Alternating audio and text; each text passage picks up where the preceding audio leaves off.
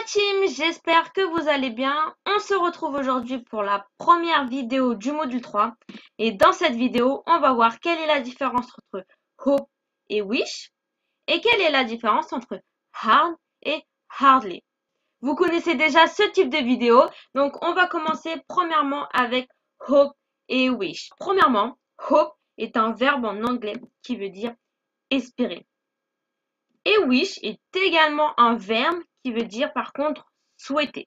Donc on a hope, espérer, wish, souhaiter. Et du coup, on va voir dans cette vidéo quand est-ce qu'on utilise hope et quand est-ce qu'on utilise wish parce qu'il y a vraiment deux façons différentes de les utiliser. La construction de la phrase ne sera pas pareille en fonction du verbe hope et en fonction du verbe wish. Donc c'est ce qu'on va voir tout de suite. Donc on va commencer avec hope. Donc hope en anglais exprime une situation possible dans le présent et dans le futur. Premier exemple, I hope we will pass the test tomorrow. J'espère que nous passerons le test demain. Donc là, ma phrase est bien au futur.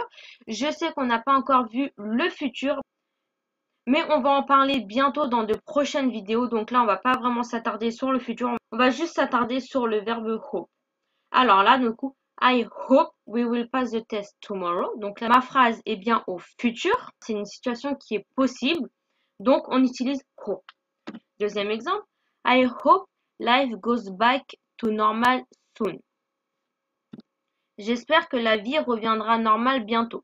Donc là, ma phrase est au présent et la situation est possible parce que la vie peut revenir normale bientôt. Donc là, c'est une situation qui est possible, donc je peux utiliser hope. Ensuite, petit aparté. Là, vous voyez, j'ai marqué life goes. Et pourquoi je n'ai pas marqué life go? Pourquoi j'ai conjugué le verbe go à la troisième personne du singulier? Eh bien, tout simplement parce que life, on peut le remplacer par it. D'accord? La vie, on peut le remplacer par le sujet it. Et on se rappelle bien que le sujet it, c'est la troisième personne du singulier. C'est pour ça que je conjugue mon verbe go à la troisième personne du singulier et que je n'ai pas dit I hope life go. Ça serait faux. D'accord? Je dois dire I hope life goes. Et voilà pour le verbe hope. Maintenant, on va voir le verbe wish. Alors, wish exprime une situation impossible dans le passé. Donc, on se rappelle, hope exprime une situation possible dans le présent et dans le futur. Et wish, c'est totalement le contraire de hope parce qu'il exprime une situation impossible dans le passé. Premier exemple, I wish we had studied more for the test. Je souhaite que nous ayons étudié plus pour le test. Donc là, ma phrase est bientôt passée. Donc on se rappelle bien que le passé du verbe have, c'est had. Et c'est bien une situation impossible parce qu'on ne peut pas changer le passé. Le passé reste le passé. Dans tous les cas, on ne peut pas le changer. Donc voilà, même si je souhaite avoir plus étudié dans le passé, maintenant c'est trop tard, je ne peux pas changer ça. Donc la situation, elle est bien impossible. Donc j'utilise wish. Deuxième exemple. I wish we could travel back in time. J'aimerais pouvoir remonter le temps. Là, c'est pareil. Ma phrase est bien au passé. On se rappelle aussi que could est le passé de can. Et on ne peut pas remonter le temps. Ce n'est pas possible. Du coup, ma situation est bien impossible. Donc, j'utilise wish. Et voilà. Donc, c'était la différence qu'il y a entre hope et wish. Maintenant, on va voir quelle est la différence entre hard et hardly. Première chose, avant de commencer, hard et hardly, on prononce bien le H. Comme je vous ai dit aussi dans d'autres vidéos, il y a des mots en anglais où on ne va pas prononcer le H et des mots en anglais où on prononce le H. Que ce soit hope, hard ou hardly, on prononce bien le H. Attention. Premièrement, on va parler de hard. Hard est un adjectif qui veut dire dur ou solide en français. Premier exemple, diamonds are very hard. Les diamants sont très durs. Donc là, j'ai utilisé l'adjectif dur. Deuxième exemple, the rock is extremely hard. Le rocher est extrêmement solide.